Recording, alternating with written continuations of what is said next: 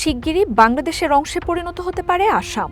ভারতের এই রাজ্যটির মুখ্যমন্ত্রী হিমন্ত বিশ্ব শর্মা এমন আশঙ্কাই জানিয়েছেন। আমি কি পরিস্থিতির সম্মুখীন হব লাগিব তাক আজি সকলোৱে স্পষ্টভাৱে দেখা পাইছে।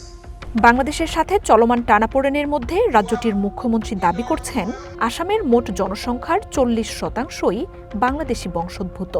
আর 10% বাড়লেই স্বয়ংক্রিয়ভাবে রাজ্যটি বাংলাদেশের অংশ হয়ে যাবে। এই মাসেই ইনকিলাব মঞ্চের এক সমাবেশে এনসিপি নেতা হাসনাত আবদুল্লাহর 7 সিস্টার্স বিচ্ছিন্ন করার হুঁশিয়ারি নিয়েও কথা বলেন হিমন্ত শর্মা।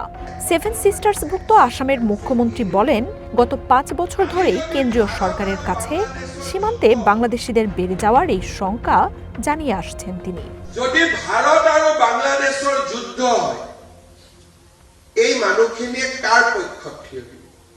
হিমন্ত শর্মা বলেন, যুদ্ধ হলে এখন শিলিগুড়ি করিডোর বা চিকেন স্নেকে ভারতের হয়ে লড়াই করার মানুষ খুঁজে পাওয়া যাবে না। তার দাবি, চিকেন স্নেক ঘিরে বাংলাদেশিদের সংখ্যা বাড়ছে। রাজ্যগুলোতে হিন্দু ধর্মাবলম্বীদের সংখ্যা কমে আসায় বাড়ছে মুসলিমদের আধিপত্য। এর আগে গত সপ্তাহেই হিমন্ত শর্মা 7 সিস্টার্স নিয়ে বাংলাদেশের মন্তব্যকে বিপজ্জনক ও দায়িত্বজ্ঞানহীন বলে মন্তব্য করেন। পরমাণু শক্তিধর ভারত যে এসব হুমকির জবাবে বসে থাকবে না, সেই হুঁশিয়ারিও দেন তিনি। মার্জিয়া উপমা, ওয়ান ইন্টারন্যাশনাল ডেস্ক।